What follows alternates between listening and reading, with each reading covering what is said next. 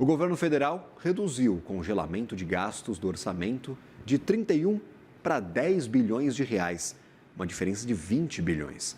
Houve também aumento do bloqueio e uma reversão completa do contingenciamento. Quem nos ajuda a entender todas essas mudanças e, claro, as consequências deste descongelamento do orçamento é o consultor de macroeconomia da Gol Associados, Rafael Prado. Seja bem-vindo, Rafael. Um ótimo dia a você. Bom dia, Gabriel. Uma ótima semana a todos. Governo acerta, Rafael, em descontingenciar 20 bilhões de reais na tua avaliação? Este descontingenciamento foi promovido por conta de uma surpresa nas receitas. Boa parte dela vinda de aumento de arrecadação por conta de venda de petróleo, mas também da Receita Federal e do aumento previsto de arrecadação com o imposto de renda. Bom, Gabriel, do meu ponto de vista, não foi uma jogada correta que o governo ele fez na data de ontem, muito por conta assim, mais um capítulo nessa novela da dependência das receitas para cumprimento da meta. Não é? Então, e principalmente no caso agora do relatório de ontem, na dependência de receitas consideradas atípicas, né, da exploração de recursos naturais. Então, não é como se todos os meses nós tivéssemos leilões de petróleo a serem feitos, então não é uma receita recorrente, né, essa da exploração de recursos naturais. Houve também um aumento na percepção de arrecadação com o imposto de renda e também com o IOF. Então, o governo ele hoje está muito dependente dessa elevação de receitas para cumprir a meta. O problema que me surge, na verdade, o que me chama atenção é o comportamento para o ano que vem também, né, quando o governo ele tem o piso é o déficit zero. Então, aumenta essa perspectiva de que talvez, caso o governo ele ainda seja muito dependente de receitas para o orçamento do ano que vem, que vai ser divulgado, o PLOA até dia 31 de agosto, a perspectiva também de uma alteração na meta para 2026, ela aumenta cada vez mais. Então, do ponto de vista de gestão das contas públicas, não foi uma jogada que me pareceu correta. O governo ele podia sinalizar seja um bloqueio maior ou um descontingenciamento menor para sinalizar austeridade. A gente sabe que não é a palavra que guia a gestão das contas públicas nesse governo, mas não precisa ser necessariamente uma austeridade, né? Um controle maior sobre o orçamento. Perfeito. Quando a gente olha, por exemplo, para a pressão sobre agências reguladoras, tem agência trabalhando com menor orçamento em 10 anos. 25% do orçamento para agências foi cortado, ou seja, um quarto de todo o orçamento dedicado a elas foi cortado neste ano, por conta justamente dessas dificuldades orçamentárias. Talvez aí a justificativa de um descongelamento, de um descontingenciamento, porque tem infraestrutura essencial do governo sendo muito afetada por esta falta de recursos, ou o senhor não faz essa leitura? Talvez nós tenhamos mesmo o governo mirando na parte mais baixa e priorizando os gastos em detrimento do cumprimento da meta. São dois aspectos diferentes. Do ponto de vista de gestão das contas públicas e compromisso fiscal com o arcabouço que o governo desenhou, existe sim uma fragilidade na gestão das contas públicas nos últimos anos e, claro, em 2025 também. Por outro lado, é muito importante fazer essa menção às agências reguladoras. Elas, de fato, foram muito afetadas, estão sendo muito afetadas pelos últimos anúncios que foram feitos, né, nos últimos congelamentos.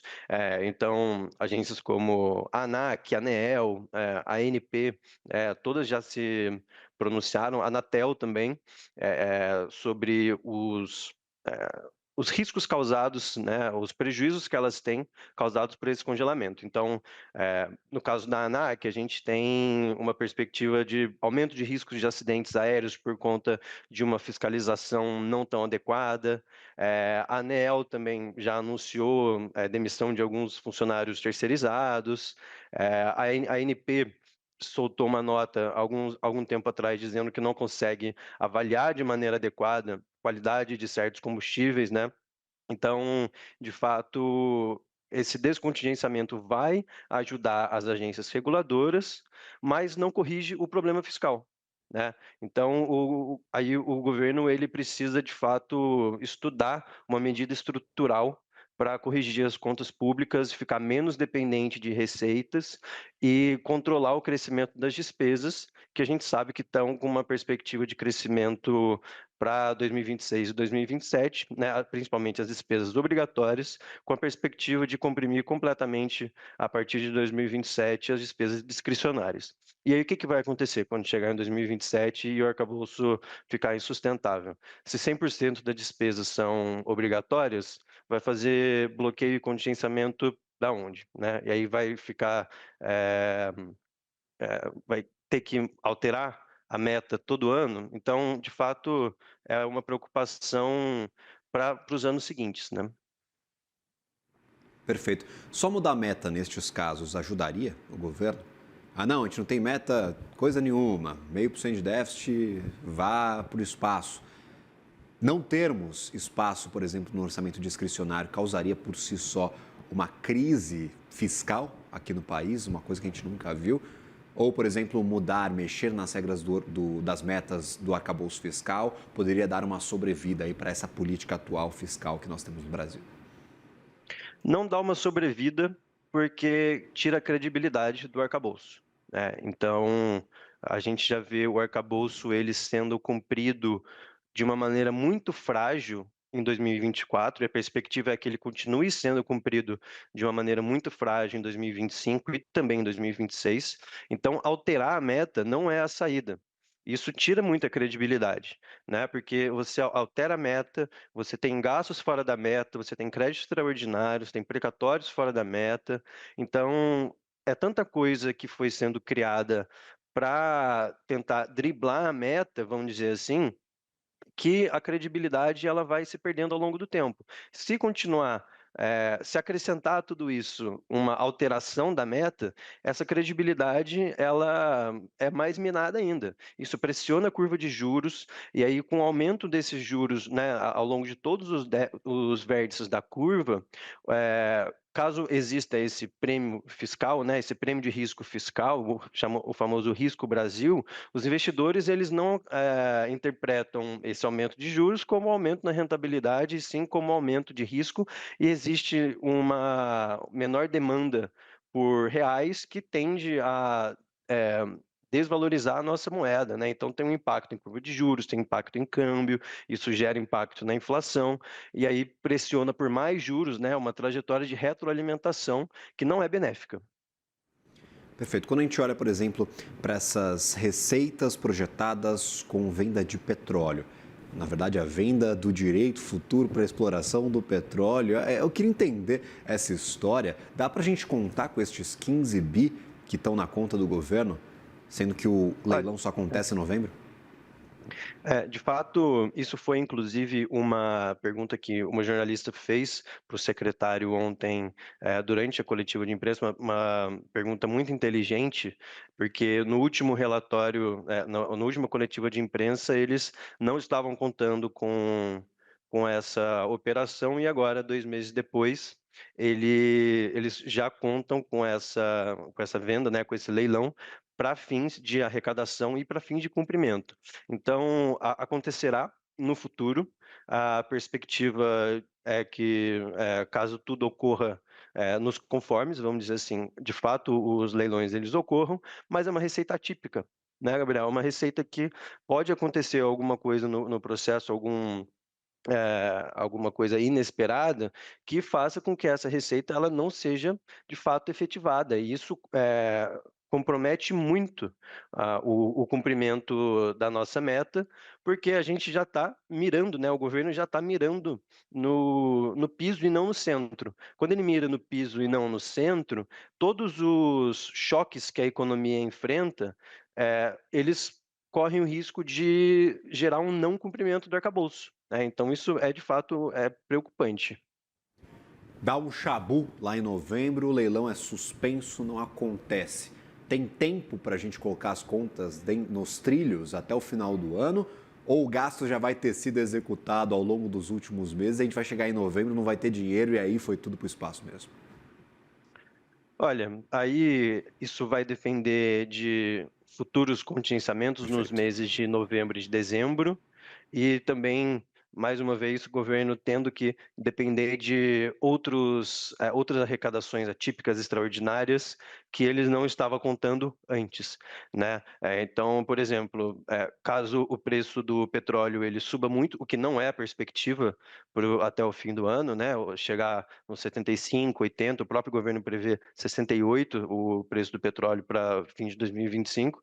Caso o preço do petróleo ele de fato ultrapasse, aí existe uma perspectiva de dividendos extraordinários pela Petrobras, caso ultrapasse algum nível, e que isso pode ser alguma fonte de sustentação para a receita para fim de cumprimento da meta. Mas, mais uma vez, depender de receitas extraordinárias, né? E como você bem apontou, muitos dos gastos já terão sido executados, então isso vai dificultar muito a questão dos bloqueios e contingenciamentos, porque tudo já vai ter acontecido.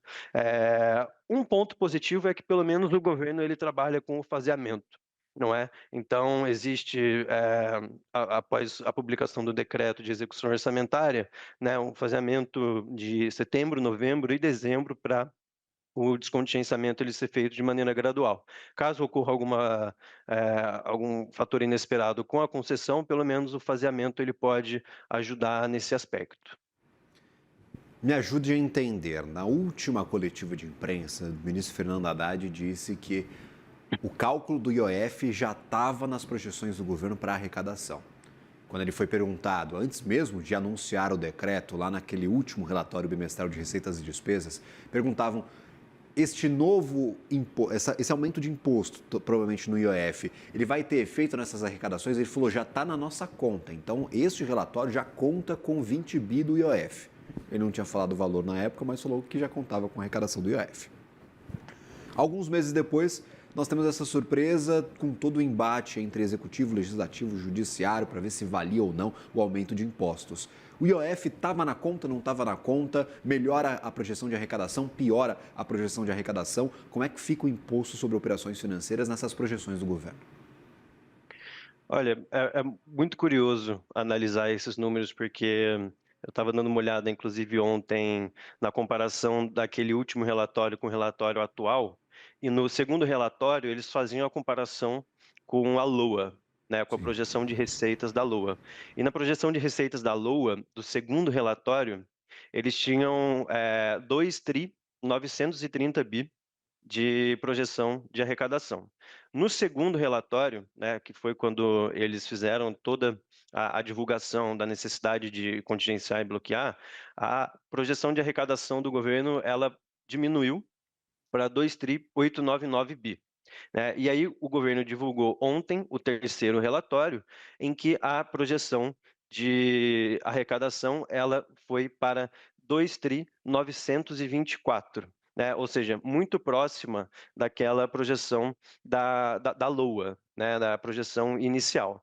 Então, do segundo relatório para esse, houve um aumento na perspectiva de receita do governo em relação ao segundo relatório, né, da ordem de 25,4 bi. Só que o governo ele diminuiu a expectativa de arrecadação com o IOF, né, daquela ordem de 10,2 bi, fruto daquela. Eles tinham uma perspectiva, quando foi divulgado o relatório de arrecadar já depois de retirar aquela questão do envio de remessas para fundo no exterior, né, de 18,6, e aí eles diminuíram em 10,2 agora, e esperam arrecadar 8,4 até o fim do ano. Então foi isso que eles estabeleceram, eles divulgaram ontem na coletiva de imprensa. Foi um número que causou certa dúvida, né? Por que mudou de 93,4 bi do segundo relatório para 83,2, né? Nesse último. Então, tem a ver, de fato, com essa alteração entre maio e julho, né? Maio da última divulgação para a atual, essas mudanças que foram incorporadas, né. Então, de fato, sim, faz sentido que o governo ele já estivesse contando, mas, do ponto de vista de execução orçamentária, era uma receita ainda naquela época incerta, não é, porque o decreto ele tinha sido lançado, mas tinham vários impasses com o legislativo, né, então, fruto de muita questão política ali, né, Gabriel. A gente acompanhou o desenrolar dessa história e culminou agora com uma arrecadação esperada daqui até o fim do ano de 8,4, que justifica essa redução de 10,2. Então, sim, respondendo a sua pergunta, faz sentido que já estivesse incorporado. Feito. Sempre bem-vindo à nossa programação, Rafael. É um prazer tê-lo por aqui. Agradeço imensamente por ter aceito o nosso convite e nos ajudado a entender essas medidas, o que está no relatório e o que justifica esse descontingenciamento de 20 bilhões de reais. Um ótimo dia a você, um bom trabalho. Eu que agradeço, Gabriel. Um bom dia, um bom trabalho para você também. Agradecido. Até a próxima.